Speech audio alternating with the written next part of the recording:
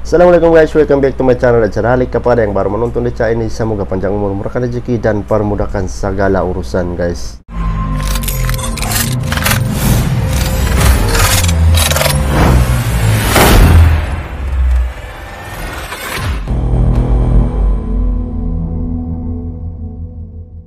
Jadi sekarang saya akan membuat reaction tentang satu video ini, Iron Dome guys. Wow, antara Iron Dome yang terbaru, kita sama-sama tengok dan kita sama-sama tengok pendapat macam mana guys. Video ini saya belum tengok lagi, tapi kita sama-sama tengok. Dia punya tajuk video ini ternyata begini, rahasia teknologi canggih pertahanan udara Iron Dome yang sulit ditembus roket guys. Itu dia punya tajuk. Jadi saya ambil video ini daripada daftar populer. Saya ambil video ini guys, kita sama-sama tengok. Saya pun belum tengok lagi. Oke guys, sebelum itu siapa yang belum subscribe, tekan tombol merah supaya tidak ketinggalan saya punya video-video seterusnya. Yang sudah subscribe itu terima kasih. Tanpa buang masa, jom kita lanjut ke videonya. Dalam kiraan 3, 2, 1. Ini dia, Iron Hey, Dome. hop up, gengs. Daftar populer.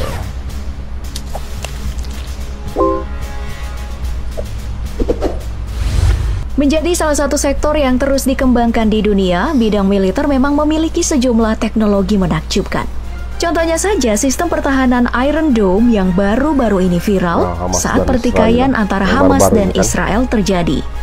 Ya gimana nggak viral? Sistem pertahanan yang hanya digunakan oleh dua negara di dunia, yaitu Israel dan juga Singapura ini, diklaim berhasil menghalau lebih dari 90% roket yang menyerang daerah perlindungan Iron Dome. Nah, mengetahui kekuatan tersebut, mari kita telusuri bagaimana Iron Dome ini bekerja dalam DP proses berikut, cara kerja Iron Dome. Sebelum melihat cara kerjanya, pertama-tama mari kita membahas pengembangan dari Iron Dome ini. Seperti namanya, yang berarti kubah besi, sistem pertahanan ini melindungi pemiliknya layaknya sebuah kubah pertahanan yang tidak tertembus. Dari info yang didapatkan, pertahanan Iron Dome ini mencakup 70 km dari pusat kota Israel, Tel Aviv. Jika dibandingkan dengan panjang lapangan bola, perlindungan Iron Dome ini 583 kali lebih panjang dari lapangan bola yang hanya memiliki panjang 120 meter. Ya, jadi kebayangkan kenapa sistem pertahanan yang satu ini diklaim sebagai sistem pertahanan udara terbaik. Nah, dalam sejarahnya, Iron Dome ini sudah dikembangkan sejak tahun 2005 oleh dua organisasi di Israel, yaitu Rafael Advanced Defense System yang merupakan laboratorium pengembangan senjata militer Israel, dan juga Israel Aerospace Industry yang merupakan produsen utama dalam bidang penerbangan Israel. Dalam pembuatannya, teknologi canggih ini menelan biaya yang tidak sedikit, yaitu sekitar 205 juta US dollar, yang nilainya itu setara dengan 2,9 triliun rupiah. Nah, pengembangan ini pun diselesaikan dan diluncurkan secara resmi pada tahun 2011 sebagai alat pertahanan yang bisa dibeli oleh negara lain. Harga dari Iron Dome ini tentu aja fantastis seperti nilai pengembangannya, 50 juta US dollar atau 718 miliar rupiah per baterai, dan 20.000 US dollar atau 287 juta rupiah per misil. Nah, setelah mengetahui harga fantastis ini, kira-kira Indonesia bisa beli nggak ya? Sangat mahal guys, Iron Dome. Sekarang kita masuk ke bagian utamanya nih. Mari kita mulai membahas cara kerja Iron Dome. Dalam penampakannya, Iron Dome ini terbagi atas 3 bagian, yaitu unit radar, pusat kendali, dan juga peluncur roket. Seperti yang bisa kita lihat di gambar, 3 bagian ini memiliki sebuah roda yang berarti bisa digerakkan. Nah, hal ini dikarenakan Iron Dome ini perlu dipindahkan secara berkala agar lokasinya tidak terdeteksi oleh musuh. Membahas cara kerjanya, pertama-tama bagian dari Iron Dome yang bekerja adalah unit radar. Unit radar ini memiliki kemampuan untuk mendeteksi serangan misil yang mendekat ke wilayah pengguna Iron Dome yang memuat kecepatan dan juga lintasan yang akan dilewati oleh misil. Ya, kalau dianalogikan, unit radar ini tuh anak paling pinter di kelas yang kerjanya belajar doang.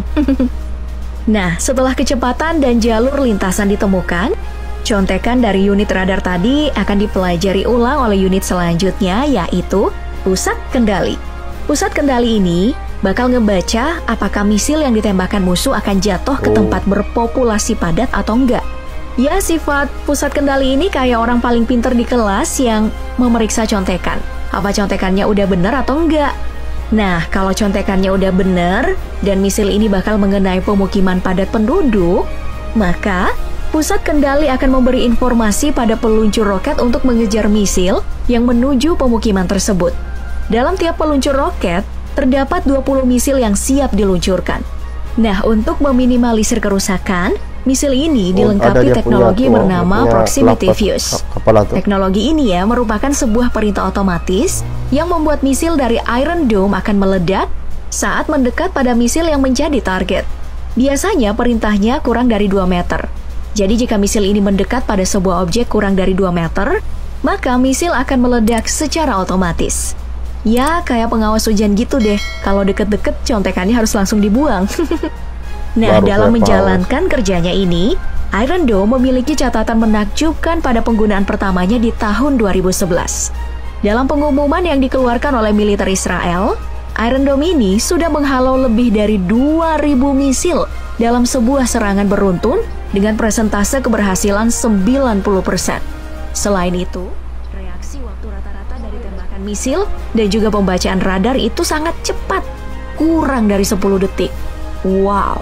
Ada juga nih kelebihan lain dari Iron Dome, yaitu mampu dioperasikan dalam segala kondisi, baik siang ataupun malam, mau lagi hujan, mau angin kenceng, bahkan dalam keadaan berkabut pun, tameng anti misil ini bisa bekerja secara maksimal.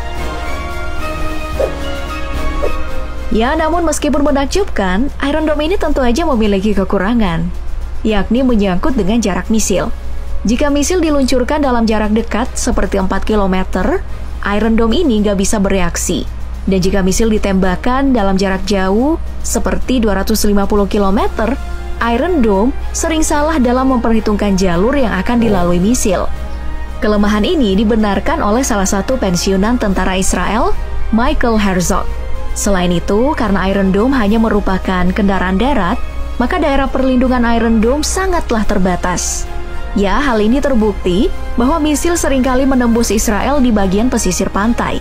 Nah, karena kekurangan inilah, pengembangan untuk masa depan Iron Dome terus dilakukan, seperti pemasangan Iron Dome pada kapal-kapal perang Israel, hingga sebuah teknologi yang memungkinkan Iron Dome ini menambah jangkauannya hingga radius 250 km, atau 3,5 kali lebih jauh dari jangkauan sekarang. Nah, untuk mengakhiri video ini, semoga saja nantinya Iron Dome ini yang menakjubkan ini ya, tidak lagi digunakan Israel karena konflik di sana udah selesai. Ya, karena meskipun menakjubkan, kalau digunakan buat hal yang jahat, buat apa juga ya? Oke guys, kita sudah tengok tadi tuh, dia punya pembahasan dan dengar macam mana pukulan-pukulan dia yang Iron Dome nih memang terbaik guys. Sebab dia boleh kesan peluru-peluru yang lain daripada negara lain, dia akan jumpa di tengah-tengah tuh, dia tak sampai pergi negara, dia akan pecah di atas. Wow, memang dia punya kecanggihan tuh memang terbaik guys. Itu pendapat saya, memang wow. Iron Dome ini di antara 2 negara saja yang memiliki ya, bukan semua negara memiliki. Jadi agak macam dia punya mahal, memang mahal guys, dia punya price, dia bukan kaleng-kaleng ya. Oke guys, itu saja daripada saya. Siapa yang belum subscribe, tekan tombol merah supaya tidak ketinggalan saya punya video-video seterusnya. Yang sudah subscribe itu terima kasih, kita jumpa video akan datang, bye bye.